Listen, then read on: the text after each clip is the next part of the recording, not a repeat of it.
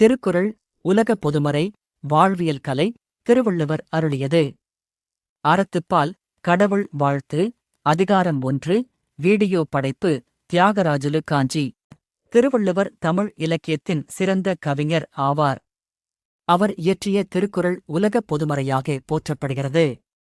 இவரது காலம் கிமு 31 முதல் கிபி 1 வரை என கருதப்படுகிறது. திருக்குறள் உலக பொதுமறை என்று போற்றப்படும் தமிழ் இலக்கியத்தின் சிறந்த படைப்பாகும்.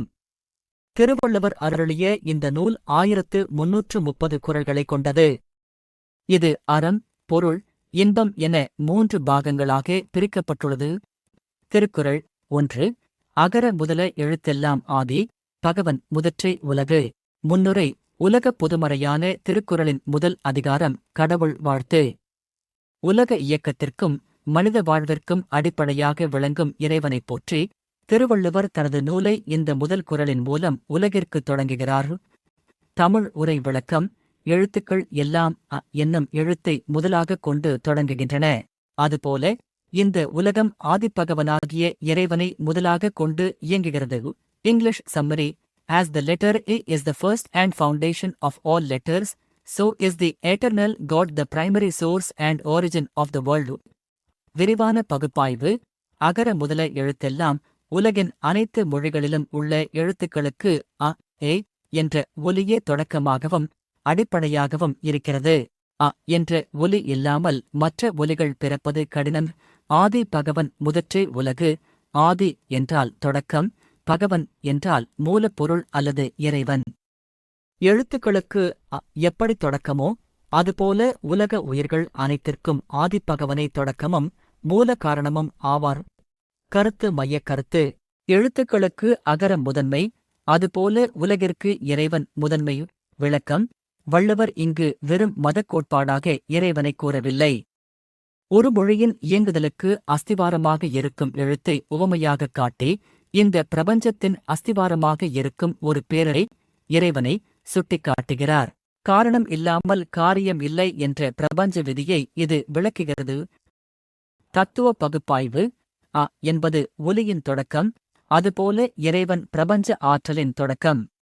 அ என்ற எழுத்து தனியாகவும் ஒலிக்கும், பிற எழுத்துக்களுடன் சேர்ந்தும் ஒலிக்கும்.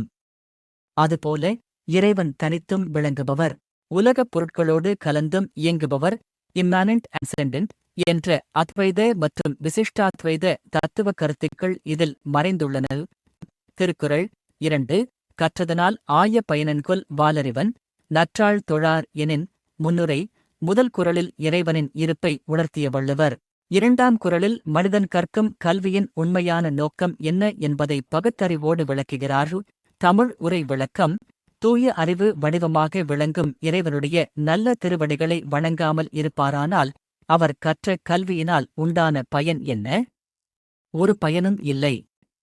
English summary What is the use of all the learning one has acquired if they do not worship the good feet of him who is the possession of pure and supreme knowledge? விரிவான பகுப்பாய்வு கற்றதனால் ஆய பயனன்கொல் ஒருவன் பல நூல்களைக் கற்று அறிஞனாக உயர்ந்தாலும் அதனால் அவனுக்கு கிடைக்கும் பயன் என்ன என்ற கேள்வி எழுப்பப்படுகிறது. வாலறிவன் வால் என்றால் தூய்மையான, அறிவன் என்றால் அறிவுடையவன்.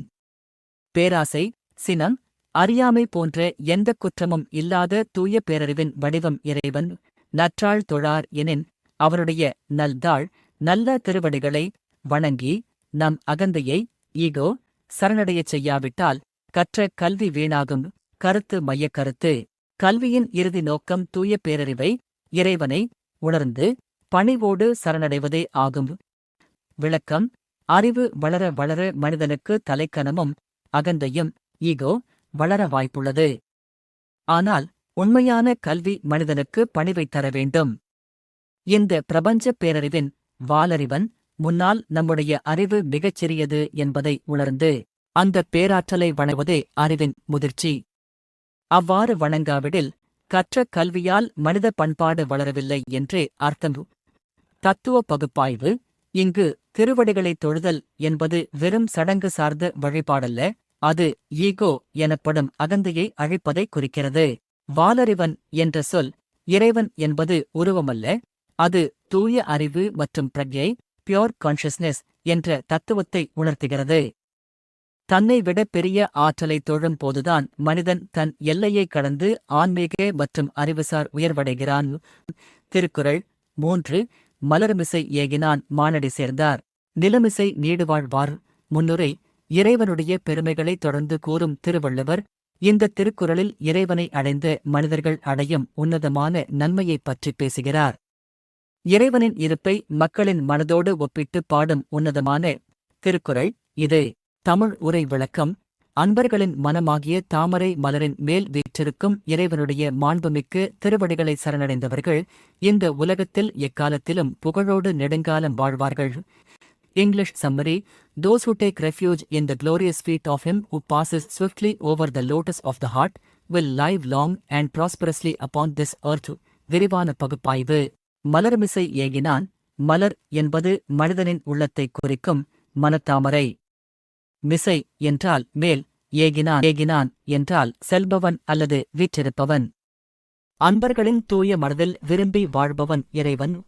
மானடி சேர்ந்தார். மான் அடி அதாவது மாண்புடைய பெருமைமிக்க இறைவனின் திருவடிகளை மனதால் எப்போதும் நினைத்து சரணடைந்தவர்கள். நிலமிசை நீடுவாழ்வார். நிலமிசை என்றால் இந்த பூமியின் மேல், நீடுவாழ்வார் என்றால் வெறும் உடல் வாழ்வை மட்டும் குறிக்காமல் துன்பங்கள் இன்றி மன அமைதியுடனும் புகழுடனும் நீண்ட காலம் வாழ்வார்கள் என்று பொருள். கருத்து மையக் கருத்து. மனமாகிய மலரில் வாழும் இறைவனை சரணடைப்பவர்கள் இந்தப் பூமியில் இன்புற்று வாழ்வார்கள். விளக்கம். இறைவன் எங்கோ தூரத்தில் இருக்கும் ஒரு சக்தி அல்ல, அவன் நம் ஒவ்வொருவரின் தூய்மையான மனதிற்குள்ளேயே இருக்கிறான் என்பதை வள்ளுவர் உணர்த்துகிறார். அப்படிப்பட்ட இறை சிந்தனையை தன் மனதில் இருத்தி வாழும் மனிதன் உலகியல் இன்ப துன்பங்களால் பாதிக்கப்படாமல் தாமரை இலை தண்ணீர் போல பற்றற்று வாழ்வான். அத்தகைய மனிதனுக்கு வாழ்வு சுமையல்ல, அது ஒரு வரம். தத்துவ பகுப்பாய்வு. மனத்தாமரை ஹிருதய கம்லா என்பது இந்திய தத்துவ மரபில் மிக முக்கியமானது. மனிதனின் ஆன்மா உறையும் இடமாக இதயம் கருதப்படுகிறது. இறைவன் ஆகாயத்திலோ அல்லது மலைகளிலோ மட்டும் இல்லை, அவன் அந்தர்யாமி, உள்ளுரைபவன் என்ற ஆன்மீக தத்துவத்தை மலர்மிசை ஏகினான் என்ற தொடர் விளக்குகிறது. மேலும் இறைவனை சேர்ந்தவர்கள் மறு உலகத்தில் வாழ்வார்கள் என்று கூறாமல் நிலமிசை இந்த பூமியிலேயே நீடு வாழ்வார்கள் என்று கூறியதன் மூலம் வள்ளுவர் ஜீவன் முக்தி, வாழும் போதே விடுதலை பெறுதல் என்ற உன்னத தத்துவத்தை முன்வைக்கிறார். திருக்குறள் 4 வேண்டுதல் வேண்டாமை இலானடி சேர்ந்தார்க்கு யாண்டும் இடும்பை இலல்.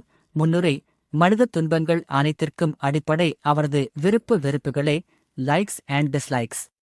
இந்த 4ஆம் குறளில் விருப்பு வெறுப்புகள் அற்ற இறைவனின் குணத்தை விளக்கி அந்த நிலையை மனிதன் எப்படி அடைய வேண்டும் என்று வள்ளுவர் வழிகாட்டுகிறார். தமிழ் உரை விளக்கம். எந்த ஒன்றின் மீதும் விருப்போ வேண்டுதல் அல்லது வெறுப்போ வேண்டாமை இல்லாத இறைவனின் திருவடிகளை சேர்ந்தவர்களுக்கு எக்காலத்திலும் எவ்விடத்திலும் எவ்வித துன்பமும் இல்லை. English summary. To those who cling to the feet of him who has neither desire nor aversion, anxieties and miseries shall never come at any time or place. விரிவான பகுப்பாய்வு. வேண்டுதல் வேண்டாமை இலான். வேண்டுதல் என்றால் ஒரு பொருளின் மீது கொள்ளும் பற்று அல்லது ஆசை. வேண்டாமை என்றால் அதன் மீது கொள்ளும் வெறுப்பு அல்லது கோபம். இறைவன் இந்த இரு குணங்களையும் கடந்தவன். அவனுக்கு யாரும் நண்பனும் இல்லை, பகைவனும் இல்லை, எதன் மீதும் ஆசையோ கோபமோ இல்லை. அடி சேர்ந்தார்க்கு அப்படிப்பட்ட சமநிலை கொண்ட இறைவனின் பாதங்களைப் பற்றி நிற்பவர்களுக்கு யாண்டும் இடும்பை இல. யாண்டும் என்றால் எப்போதும் எவ்விடத்திலும், இடும்பை என்றால் துன்பம் கவலை. அவர்களுக்கு துன்பங்கள் வருவதில்லை. கருத்து மையக் கருத்து. விருப்பு வெறுப்பற்ற இறைத்தன்மையை சரணடைப்பவர்களை துன்பங்கள் அணுகுவதில்லை. விளக்கம். நமக்கு ஒரு பொருள் பிடிக்கும் போது பேராசையும், பிடிக்காத போது கோபமும் பொறாமையும் வருகின்றன. இந்த இரண்டுமே மனிதனை துன்பக் கடலில் தள்ளுகின்றன. ஆனால் இறைவனோ விருப்பு வெறுப்புக்கு அப்பாற்பட்டவன், சமநிலை உடையவன். அந்த இறைவனை வணங்குவது என்றால் நம் வாழ்வில் விருப்பு வெறுப்புகளைக் கடந்து சமநோக்கு கொள்ளப் பழக வேண்டும். எப்போது ஒருவன் இன்பத்தையும் துன்பத்தையும் சமமாக பார்க்கிறானோ அப்போது அவனை எந்த துன்பமும் வாட்டாது. தத்துவ பகுப்பாய்வு. பகவத்கீதையில் கூறப்படும் சமத்வம், சமாந்தவாம், சமநிலை, மற்றும் பௌத்த தத்துவத்தில் கூறப்படும் உபேக்ஷா, எக்குனிமிட்டி, நடுநிலைமை ஆகிய உயர் தத்துவங்களின் சுருக்கமே இந்த 00000 திருக்குறள். வேண்டுதல் வேண்டாமை அற்ற நிலையே மோட்சம் அல்லது முக்தி நிலை எனப்படும். இறைவன் என்பவன் ஒரு குணாதிசயம், ஆட்ரிபியூட், அதாவது நடுநிலைமையின் உச்சகட்டம். அந்த உன்னத குணத்தோடு நம் மனதை இணைக்கும் போது அடி சேர்ந்தார்க்கு மனிதன் கர்ம வினைகளையும் மனத்துயரங்களையும் கடந்து பேரின்ப நிலையை அடைகிறான். திருக்குறள் 5. இருள்சேர் இருவினையும் சேரா இறைவன் பொருள்சேர் புகழ் புரிந்தார் மாட்டு. முன்னுரை. இறைவனின் உண்மையான புகழை உணர்ந்து அவனை இடைவிடாது போற்றும் மனிதர்களை நல்வினை, தீவினை ஆகிய இருவினைகளும் அதனால் உண்டாகும் பிறவித் துன்பங்களும் அணுகாது என்பதை திருவள்ளுவர் இந்த 5ஆம் குறளில் தெளிவுபடுத்துகிறார். தமிழ் உரை விளக்கம்.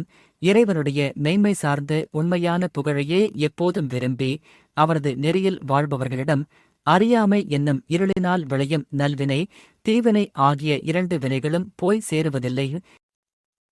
English summary. The twofold deeds of darkness, good and evil actions arising from ignorance, will never attach themselves to those who sincerely desire and pursue the true praise of God. விரிவான பகுப்பாய்வு. இருள்சேர் இருவினை. இருள் என்பது இங்கு அறியாமை, ignorance ஆகும். வினை என்பது நல்வினை, புண்ணியம், மற்றும் தீவினை, பாவம். நல்வினையாக இருந்தாலும் தீவினையாக இருந்தாலும் அவை மனிதனை மீண்டும் பிறவிச் சுழற்சியிலேயே உழலச் செய்யும் என்பதால் வள்ளுவர் இரண்டையுமே அறியாமையால் விளையும் இருள்சேர் இருவினை என்கிறார். இறைவன் பொருள்சேர் புகழ் புரிந்தார் மாட்டு. பொருள்சேர் புகழ் என்றால் கற்பனையான புகழுரைகள் அல்லாமல் இறைவனின் உண்மைத் தன்மையை, சத்தியத்தை உணர்ந்து போற்றுதல். புரிந்தார் மாட்டு என்றால் அப்படிப்பட்ட மனிதர்களிடத்தில் சேரா அந்த இருவினைகளும் போய் சேர்வதில்லை, அவர்களை பற்றாது. கருத்து மையக் கருத்து. இறைவனின் உண்மை புகழை உணர்ந்து வாழ்பவர்களை நல்வினை, தீவினையாகிய கர்ம வினைகள் பற்றுவதில்லை. விளக்கம். உலகில் வாழும் மனிதர்கள் செய்யும் செயல்களுக்குப் பின்னால் ஏதோ ஒரு சுயநலம் அல்லது பற்று இருக்கும்.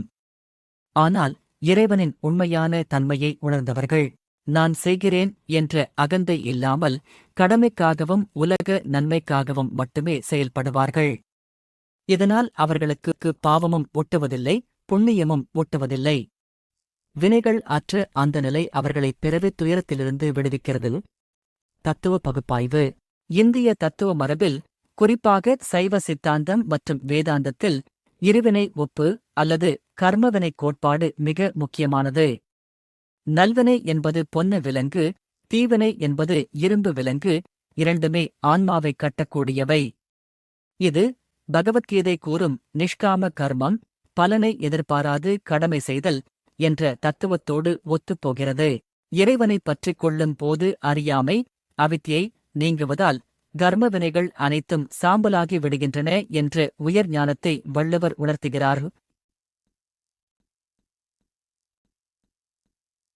திருக்குறள் 27.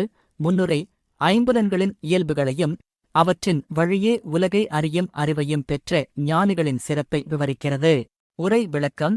சுவை, ஒளி, ஊறு, ஓசை, நாற்றம் என்று சொல்லப்படும் 5 புலன்களின் வழிகளையும் ஆராய்ந்து அறிய வல்லவனுடைய அறிவின் எல்லையில்தான் இந்த உலகமே அடங்கியுள்ளது. Summary. The entire world lies within the understanding of the wise person who comprehends the nature of the 5 senses, taste, sight, touch, sound, and smell. விரிவான பகுப்பாய்வு. 5 வகைதறிவான். சுவை, நாக்கு, ஒளி, கண், ஊறு தொடுதல், தோல், ஓசை, செவி, நாற்றம் மணம், மூக்கு ஆகிய 5 புலன் நுகர்ச்சிகளின் தன்மைகளையும் அவற்றால் ஏற்படும் ஆசைகளையும் பிரித்தறிந்து வெல்பவன் கட்டை உலகு. அத்தகைய அறிஞனின் வழிகாட்டுதலின் கீழ்தான் உலகம் இயங்குகிறது, அல்லது உலகத்தின் உண்மை தத்துவம் அவன் அறிவுக்குள் அடங்குகிறது. கருத்து மையக் கருத்து. ஐம்புலன்களை தன் கட்டுப்பாட்டிற்குள் கொண்டு வந்து அவற்றின் உண்மையை உணர்ந்தவனே உலகை ஆளும் தகுதி படைத்தவன். விளக்கம். மனிதன் உலகை அறிவது இந்த 5 புலன்கள் வழியாகத்தான். ஆனால் பெரும்பாலான மனிதர்கள் இந்த புலன்களுக்கு அடிமையாகி விடுகிறார்கள். யார் ஒருவர் இந்த 5 போக்கையும் அவற்றின் மாயையையும் தெளிவாக ஆராய்ந்து அறிகிறாரோ அவரே உண்மையான ஞானி. உலகமே அவரின் அறிவை போற்றும். தத்துவ பகுப்பாய்வு. இது ஒரு சிறந்த பிரபஞ்ச தத்துவத் திருக்குறள், எபிஸ்டெமொலாஜிக்கல் ஒன்டோலஜி. புற உலகம் என்பது நமது புலன்களின் வழியேதான் நமக்கு அறிமுகமாகிறது. புலன்களை அடக்குவது என்பது அவற்றை அழிப்பது அல்ல, அவற்றின் வகை அறிவது, தன்மை அறிவது. புலன்களின் மாயையை வென்றவனுக்கு பிரபஞ்சத்தின் இரகசியம் விளங்கிவிடும். English summary: Those who steadfastly walk in the faultless path of virtue, prescribed by him who has extinguished the desires of the five senses, will enjoy eternal life and renown. விரிவான பகுப்பாய்வு. பொறிவாயில் ஐந்தவித்தான். பொறி என்றால் ஐம்புலன்கள்: மெய், வாய், கண், மூக்கு, செவி.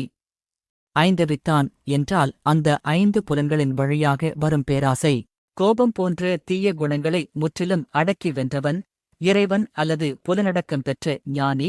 பொய்தேர் ஒழுக்க நெறி, பொய்மை இல்லாத தூய்மையான அறநெறி சார்ந்த வாழ்க்கை முறை நின்றார் நீடு வாழ்வார். அத்தகைய நேர்மையான பாதையில் நிலைத்து வாழ்பவர்கள் காலத்தை கடந்து மக்களின் மனதில் என்றும் வாழ்வார்கள். கருத்து மையக் கருத்து: புலன்களை வென்ற இறைவனின் அல்லது சான்றோரின் நல்வழியில் நடப்பவர்களே உண்மையான நல்வாழ்வு வாழ்வார்கள். விளக்கம்: நம் உடலின் ஐந்து புலன்களும் நம்மை பௌத்திக இன்பங்களை நோக்கியே இழுக்கும். அந்த இன்பங்களின் பின்னால் ஓடினால் மனிதன் தன் ஒழுக்கத்தை இழந்துவிடுவான். ஆகவே புலன்களை தன் கட்டுப்பாட்டில் வைத்திருக்கும் பேரொளியான இறைவனை முன்மாதிரியாகக் கொண்டு அவனது அறநெறியை பின்பற்றி வாழ்பவன் தன் வாழ்வில் எவ்வித பதற்றமும் இன்றி அமைதியையும் காலத்தால் அழியாத கீர்த்தியையும் புகழையும் பெறுவான். தத்துவ பகுப்பாய்வு. புலனடக்கம், சென்ஸ் கண்ட்ரோல் என்பது சமண, பௌத்த மற்றும் வேத தத்துவங்களில் ஆன்மீக பயணத்தின் முதல் படியாக கருதப்படுகிறது. ஜினன், புலன்களை வென்றவன் என்ற சமணக் கோட்பாடும் ஸ்திதபிரக்யன் என்ற கீதையின் கோட்பாடும் வள்ளுவரின் ஐந்தவித்தான் என்ற சொல்லோடு பொருந்திப் போகின்றன. பொய்தீர் ஒழுக்க நெறி என்பது தற்காலிக இன்பங்களை அன்றி நிலையான ஆன்மப் பேரின்பத்தை தரும் சனாதன தர்ம அல்லது அறநெறிப் பாதையை குறிக்கிறது. புலன்களை அடக்குவதே முக்திக்கு வழி என்ற தத்துவப் புரிதலை இந்த திருக்குறள் நமக்கு தருகிறது. திருக்குறள் 7. தனக்கு உமை இல்லாதான் தாழ் சேர்ந்தார் கல்லால். மனக்கவலை மாற்றல் அரிது. முன்னுரை: மனித வாழ்வில் தவிர்க்க முடியாத ஒன்று மனக்கவலை. திருவள்ளுவர் இந்த 7ஆம் குறளில் மனிதனின் மனக்கவலைகளுக்கான மூல காரணத்தையும் அதை முழுமையாக நீக்குவதற்கான ஒரே வழியையும் இறைவனின் ஒப்பற்ற தன்மையோடு விளக்குகிறார். தமிழ் உரை விளக்கம்: தனக்கு நிகராக வேறு எவரையும் அல்லது எதையும் உவமை கூற முடியாத ஒப்பற்ற இறைவனுடைய திருவடிகளை சரணடைந்தவர்களுக்கே அன்றி மற்றவர்களுக்கு மனக்கவலையை நீக்குவது மிகவும் கடினம். English summary: Except for those who take refuge in the feet of him who has no equal or comparison, it is difficult to remove the anxieties and sorrows of the mind. விரிவான பகுப்பாய்வு. தனக்கு உவமை இல்லாதான், தனக்கு உவமை இல்லாதான். இறைவன் எவராலும் எதனோடும் ஒப்பிட முடியாத தனித்துவமான பேரொளி பேராற்றல். அவனுக்கு நிகர் அவரே. தாழ் சேர்ந்தார்க்கு அல்லால் அந்த ஒப்பற்ற இறைவனின் திருவடிகளை தாழ் மனதாரப் பற்றி சரணடைந்தவர்களுக்கு மட்டுமே அன்றி மனக்கவலை மாற்றல் அரிது. மனித மனதை வாட்டும் கவலைகள், அச்சங்கள், ஏமாற்றங்கள் போன்றவற்றை வேரோடு ஒழிப்பது மற்றவர்களுக்கு மிகவும் கடினமான காரியம். அரிது என்றால் இங்கு முடியாது என்ற பொருளில் கையாளப்பட்டுள்ளது. கருத்து மையக் கருத்து: ஒப்பற்ற இறைவனை சரணடைவதே மனக்கவலைகளை நீக்குவதற்கான ஒரே வழியாகும். விளக்கம்: உலகில் நாம் எதைச் சார்ந்திருந்தாலும் கவலைகள் வரத்தான் செய்யும். மனிதர்கள், செல்வம், பதவி என நாம் ஒப்பிட்டு பார்க்கும் எதற்கும் அழிவும் மாற்றமும் உண்டு. ஆனால் எதனோடும் ஒப்பிட முடியாத, எதற்கும் உட்படாத நிலையான பேரானந்த வடிவமாக இறைவன் இருக்கிறான். அந்த மாறாத பேரொளியை நம் மனம் பற்றிக் கொள்ளும் போது நம் மனம் உலகியல் கவலைகளைத் தாண்டி அமைதியடைகிறது. இறைச்சிந்தனை இல்லாத மனிதன் தன் சிற்றறிவால் கவலைகளை எதிர்கொள்ள முடியாமல் தவிக்கிறான். தத்துவ பகுப்பாய்வு. இங்கு தனக்குவமை இல்லாதான் என்பது இறைவனின் அசமசூரிய, அளவிட முடியாத இணையற்ற தன்மையை குறிக்கிறது. வேதாந்த தத்துவத்தில் இறைவன் ஏகமேவாத்விதீயம், இரண்டற்ற தனிப்பொருள், ஒன் விதவுட் அ செகண்ட் என்று அழைக்கப்படுகிறான். மனம் எதை ஆழமாக சிந்திக்கிறதோ அதுவாகவே மாறுகிறது. யத்பாவம் தத்பவதி. கவலைகளால் நிறைந்த உலகைச் சிந்தித்தால் கவலைதான் மிஞ்சும். எதற்கும் உட்படாத இணையற்ற இறைவனை சிந்தித்தால் மனம் கவலைகளற்ற தூய நிலையை ஆத்மா சாந்தி அடையும் என்ற உளவியல் மற்றும் ஆன்மீக தத்துவம் இதில் அடங்கியுள்ளது. திருக்குறள் 8 அறவாழி அந்தணன் தாழ் சேர்ந்தார் கல்லால் பிறவாழி நீந்தல் அரிது. முன்னுரை இவ்வுலக வாழ்க்கை என்பது இன்ப துன்பங்கள் நிறைந்த ஒரு பெருங்கடல். இந்த 8ஆம் குறளில் வள்ளுவர் இறைவனை அறக்கடலாகவும் உலக வாழ்வை பிறவிக்கடலாகவும் உருவகப்படுத்தி இக்கடலை கடக்கும் காட்டுகிறார். தமிழ் உரை விளக்கம் அறமாகிய பெருங்கடலாக விளங்கும் அந்த இறைவனுடைய திருவடிகளை சரணடைந்தவர்களுக்கே அன்றி மற்றவர்களால் பிறவி ஆகிய மற்ற கடல்களை நீந்திக் கடப்பது மிகவும் கடினம்.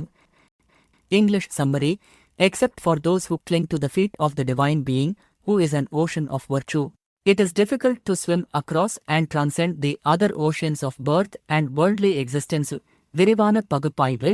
அறவாழி அறம் ஆழி. ஆழி என்றால் கடல். இறைவன் என்பவன் எல்லையற்ற நற்குணங்களும் நீதியும் நிறைந்த அறக்கடல். அந்தணன் தன் அன் அழகிய கருணையும் குளிர்ந்த மனமும் கொண்டவன்.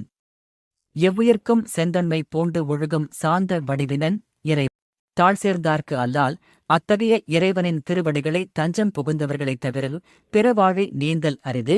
பிறவாழி என்பதற்கு இரு பொருள்கள் உண்டு. ஒன்று, பிறவி ஆழி, அதாவது மீண்டும் மீண்டும் பிறக்கும் பிறவிக்கடல். 2, பிற ஆழிகள், அதாவது அறக்கடல் அல்லாத பொருள் மற்றும் இன்பக் கடல்கள். இறைவனை சேராதவர்களால் இந்த உலகியல் ஆசைகளையும் பிறவிச் சுழற்சியையும் கடக்க முடியாது. கருத்து மையக்கருத்து: அறக்கடலாகிய இறைவனை பற்றிக் கொண்டால் மட்டுமே பிறவிப் பெருங்கடலை அல்லது உலகத் துயரங்களை கடக்க முடியும். விளக்கம்: மனிதன் தன் வாழ்நாளில் பொருள், இன்பம், ஆசை போன்ற பல கடல்களில் நீந்துகிறான். ஆனால் இந்தக் கடல்களுக்கு கரையே இல்லை. இவை மனிதனை மேலும் மூழ்கடிக்கும். இந்த துயரக்கடலில் இருந்து தப்பிக்க வேண்டுமானால் மனிதன் அறக்கடலாகிய இறைவனை பற்றிக் கொள்ள வேண்டும். தரும் அறநெறி என்ற படகின் மூலமே மனிதன் தன் வாழ்க்கை பயணத்தை வெற்றிகரமாக கடந்து கரையேற முடியும். தத்துவ பகுப்பாய்வு. இந்திய தத்துவ ஞானத்தில் சம்சார சாகரம், சம்சாரா சக்ரா, பிறவி பெருங்கடல் என்ற கோட்பாடு மிக முக்கியமானது. பிறப்பும் இறப்பும் நிறைந்த இந்த உலக வாழ்க்கை ஒரு கரை காணா பெருங்கடலாக உருவகிக்கப்படுகிறது. பக்தி யோகத்திலும் ஞான யோகத்திலும் இறைவனின் திருவடிகளே இந்த சம்சாரக் கடலை கடக்க உதவும் தெப்பம் அல்லது தோணியாக கருதப்படுகிறது.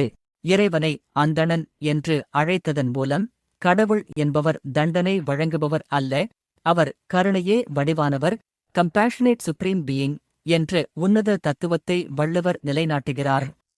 திருக்குறள் 9 கோளில் பொறியின் குணமிலவே எண்குணத்தான் தாளை வணங்கா தலை. முன்னுரை உடலில் உறுப்புகள் இருந்தும் அவை செயல்படாவிட்டால் என்ன நிலையோ அதுபோல்தான் மனிதனாக பிறந்து அறிவு இருந்தும் இறைவனை வணங்காவிட்டால் ஏற்படும் நிலை என்பதை வள்ளுவர் இந்த 9ஆம் குறளில் மிக கடுமையான உவமையோடு எச்சரிக்கிறார். தமிழ் உரை விளக்கம்: காணாத கண், கேட்காத செவி போன்ற பயன்படாத ஐம்புலன்களைப் போல எண்குணங்களை உடைய இறைவனின் திருவடிகளை வணங்காதவனுடைய தலை எந்தவித நற்பண்பும் இல்லாத பயனற்ற ஒன்றேயாகும். English summary: the head that bows not before the feet of him who possesses the 8 divine attributes is as useless and devoid of quality as the human senses that have lost their power of perception. விரிவான பகுப்பாய்வு. கோளில் பொறியின். கோள் என்றால் ஏற்றுக்கொள்ளுதல் அல்லது செயல்படுதல். பொறி என்றால் ஐம்பொறிகள்: கண், காது, மூக்கு, வாய், மெய். கேட்கும் தன்மையற்ற காது, பார்க்கும் தன்மையற்ற கண் என செயலற்று போன புலன்களைப் போல குணமிலவே எவ்வித நற்பயனும் அல்லது குணமும் இல்லாதது. எண்குணத்தான் 8 வகையான உன்னத குணங்களை உடையவன் இறைவன். சைவ சித்தாந்தம் மற்றும் பல்வேறு தத்துவ மரபுகள் இறைவனுக்கு 8 பேரியல்புகளை கூறுகின்றன. கா தன்வயத்தனாதல், தூய உடம்பினாதல், இயற்கையுணர்வினாதல், முற்றுணர்தல், பாசங்களி நீங்குதல், பேரருளுடைமை, முடிவிலாற்றலுடைமை, வரம்பிலின்பமுடைமை. தாளை வணங்கா தலை, அவரது திருவடிகளை வணங்கி பணியாத மனிதனின் தலையானது பயனற்றது. கருத்து மையக்கருத்து: பேரொளி வடிவமான இறைவனை வணங்கி தன் அகந்தையை தாழ்த்தாத மனித வாழ்வு செயலற்ற ஜடப்பொருளுக்கு சமம். விளக்கம்: ஒரு மனிதனுக்கு கண் இருந்தும் பார்வை இல்லை என்றால் அவனுக்கு கண் இருந்து என்ன பயன்? அதுபோலவே மனித உடலின் மிக உயர்ந்த உறுப்பான தலையைப் பெற்றிருந்தும் அது பிரபஞ்சப் பேரறிவின் முன்னால் பணிந்து வணங்க மறுத்தால் அந்த தலையால் மனிதனுக்கு எந்த ஆன்மீக பயனும் இல்லை. இறைப்பற்று இல்லாத மனித வாழ்வு சடரீதியாக உயிரோடு இருந்தாலும் ஆன்மீக ரீதியாக செத்ததற்கு சமம் என்பதை வள்ளுவர் சாடுகிறார். தத்துவ பகுப்பாய்வு இந்திய தத்துவ ஞானத்தில் இறைவனுக்கு கூறப்படும் அஷ்ட குணங்கள் 8 attributes என்ற கோட்பாடு இங்கு எடுத்தாளப்பட்டுள்ளது. சமண மதம் சைவ சித்தாந்தம் இரண்டுமே இறைவனை எண்குணத்தான் என்றே போற்றுகின்றன. தத்துவ ரீதியாக மனிதன் தன் சிற்றறிவை கடந்து பேரறிவோடு இணைய வேண்டுமானால் அவனது தலை, புத்தி, அகந்தை பணிய வேண்டும். சரணாகதி தத்துவத்தின் சரெண்டர் அவசியத்தை இந்த திருக்குறள் உடற்கூற்றியல் அனாட்டோமி உவமையோடு விளக்குவது இதன் தனிச்சிறப்பு. திருள் 10 பிறவிப் பெருங்கடல் நீந்துவர் நீந்தார் இறைவன் அடிசேராதார். முன்னுரை கடவுள் வாழ்த்து என்னும் முதல் அதிகாரத்தின் இறுதித் திருக்குறள் இது. ஒட்டுமொத்த மனித வாழ்வியல் லட்சியத்தையும் இந்த உலகத் துயரங்களிலிருந்து விடுதலை பெறும் இறுதி வழியையும் மிக எளிமையாகவும் ஆழமாகவும் வள்ளுவர் இக்குறளில் தொகுத்துரைக்கிறார். தமிழ் உரை விளக்கம் இறைவனுடைய திருவடிகளை சரணடைந்தவர்கள் துன்பங்கள் நிறைந்த இந்த வாழ்வாகிய பிறவிப் பெருங்கடலை கடந்து கரையேறுவர். அவரது அடிசேராத மற்றவர்களோ இக்கடலை கடக்க முடியாமல் அதிலேயே மூழ்கித் தவிப்பர். English summary: Those who take refuge in the feet of God will swim across the vast ocean of births. Those who do not attain his feet will fail to cross and remain submerged in it. விரிவான பகுப்பாய்வு பிறவிப் பெருங்கடல் மனிதன் பிறப்பதும் இறப்பதுமாக மீண்டும் மீண்டும் உழலும் இந்த வாழ்க்கைச் சுழற்சி எல்லையற்ற ஒரு பெருங்கடல் போன்றது. நீந்துவர் இறைவனின் துணையோடு அந்த பெருங்கடலை கடந்து மோட்சம் அல்லது பேரின்பக் கரையை அடைவார்கள். நீந்தார் இறைவன் அடிசேராதார். இறைவனுடைய திருவடிகளை தஞ்சம் புகாதவர்கள் இந்த உலகியல் ஆசைகள் கர்ம வினைகள் என்னும் சுழல்களில் சிக்கி பிறவிக் கடலை நீந்திக் கடக்க முடியாமல் அழிய நேரிடும். கருத்து மையக்கருத்து இறைவனின் திருவடிகளே பிறவிப் பெருங்கடலை கடக்க உதவும் ஒரே தோணி. அதனைப் பற்றாதவர்க்கு முக்தி இல்லை. விளக்கம் வாழ்க்கை என்பது அமைதியான குளமல்ல, அது அலைகள் வீசும் பெருங்கடல். இதில் இன்பத்தை விட துன்ப அலைகளே அதிகம். இந்த அலைகளில் சிக்கி மூழ்காமல் கரையேற வேண்டுமானால் நமக்கு ஒரு வலுவான படகு தேவை. அந்தப் படகுதான் இறைவனுடைய பாதங்கள். இறைச்சிந்தனையை துணையாக கொண்டவன் சவால்களை எளிதாக கடக்கிறான். பற்றற்ற இறைவனை பற்றாதவன் உலகப் பற்றுகளில் சிக்கி இக்கடலிலேயே மூழ்கித் தவிக்கிறான். தத்துவ பகுப்பாய்வு பவக்கடல் பிறவிக்கடல் என்ற சம்சார பந்தம் பற்றிய தத்துவம் இதில் முழுமையாக விளக்கப்பட்டுள்ளது. இறைவன் அடி சேர்தல் என்பது ஆன்மாவின் விடுதலையைக் குறிக்கும். லிபரேஷன் மோக்ஷா. வள்ளுவர் முதல் குறளில் அகரம் என்று தொடங்கி 10வது குறளை இறைவன் அடிசேராதார் என்று எதிர்மறையாக முடித்திருந்தாலும் அதன் உள்ளுரை பொருள் அடி சேர்ந்தாரே பிறவியறுத்து வாழ்வாங்கு வாழ்வர் என்பதாகும். கடவுள் வாழ்த்து அதிகாரம் முழுவதும் உருவ வழிபாட்டைத் தாண்டி இறைவனை அறிவு, அறம், குணம், சமநிலை ஆகியவற்றின் வடிவமாக உணர்த்தி அவனைப் பற்றுவதே மனித வாழ்வியல் இறுதி இலக்கு என்ற உன்னத அத்வைத, விசிஷ்டாத்வைத, சமண, பௌத்த தத்துவங்களின் பொதுமை பார்வையை வள்ளுவர் நிறைவு செய்கிறார்.